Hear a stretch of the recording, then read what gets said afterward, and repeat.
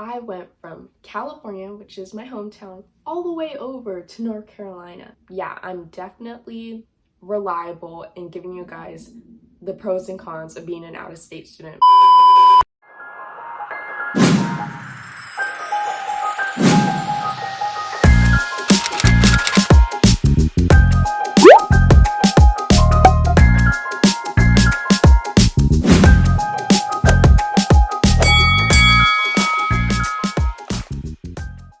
Hey guys, welcome back to my channel, and if you're new, welcome to my world.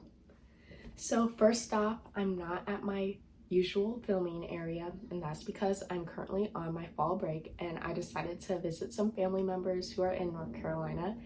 And second off, this video has been on my mind for quite a while, and I thought that it would be a great idea to film this video right now and make a pros and cons on being an out-of-state student. And for those of you who don't know, I went from California, which is my hometown, all the way over to North Carolina.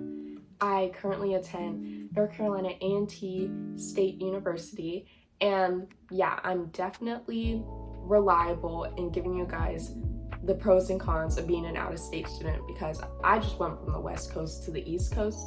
So yeah, I will definitely be able to give some input in this topic. So let's get into the video. So I made a list of 4 pros and 4 cons. So first I'm going to start off with the pros because let's just get this video off on a happy note. And my first pro about being an out-of-state student is that you get to experience a new city. And moving all the way from California to North Carolina, I mean, I love experiencing the different cities that North Carolina has to offer. I've gone downtown in Greensboro. I got to visit Charlotte a little bit and also see and try some different restaurants in Raleigh. So it's really fun to do some little traveling in North Carolina and just see this beautiful state. So another pro about being an out-of-state student is that there's an increase of freedom and independence. Of course, when you go to any type of college, you gain a lot of freedom and independence, but you gain a lot more when being an out-of-state student. And it's just because you're really far away from home, you're not close to any family members at all, so you really need to figure out things on your own and you can't really ask for help as much since you're away. So definitely get a lot of freedom of independence, which I love. Okay. So another pro about being an out-of-state student is that you get to immerse yourself in so many different cultures. Especially when attending A&T, I get to meet so many people from different walks of life. I get to learn more about their different types of cultures. There's just so much more diversity when you're an out-of-state student because there's just so many different people from different parts of the country or maybe even possibly from different parts of the world. So it's a really cool experience when you're an out-of-state student. So my last and final pro about being an out-of-state student, this can definitely be a con for other people, but it's a pro for me, and that is the weather. And back in California, it's always sunny all the time. It never really rains.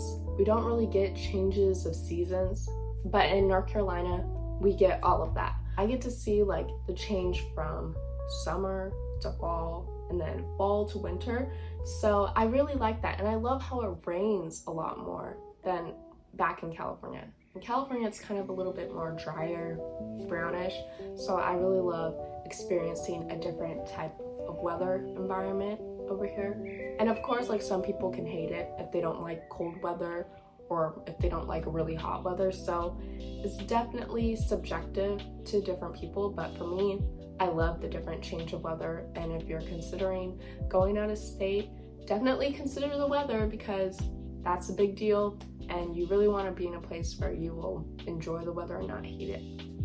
So now we're on to the cons, and it's gonna be a little bit sad, guys, but don't worry, it's not too bad. But the first con about being an out-of-state student is definitely the tuition costs. People who are in-state at North Carolina A&T, they pay a lot less money than what out-of-state students have to pay.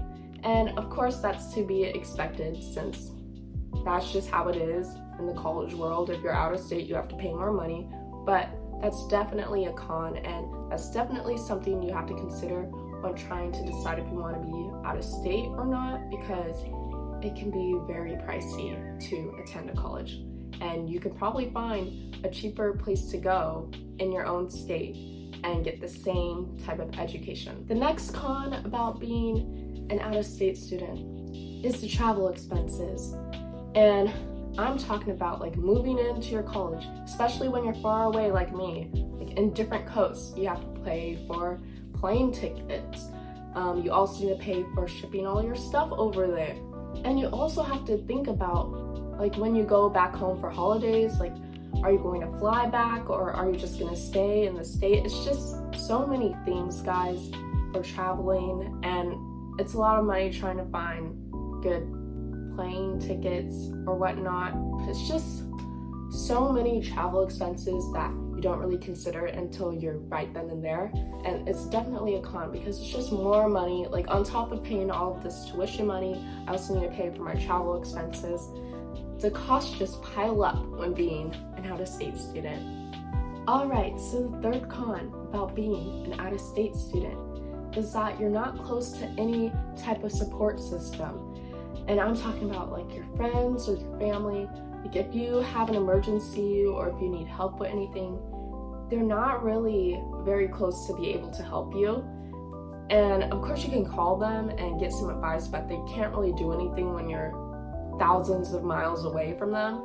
So you really have to figure out how to possibly help yourself or get some other help from whatever state you're in for college.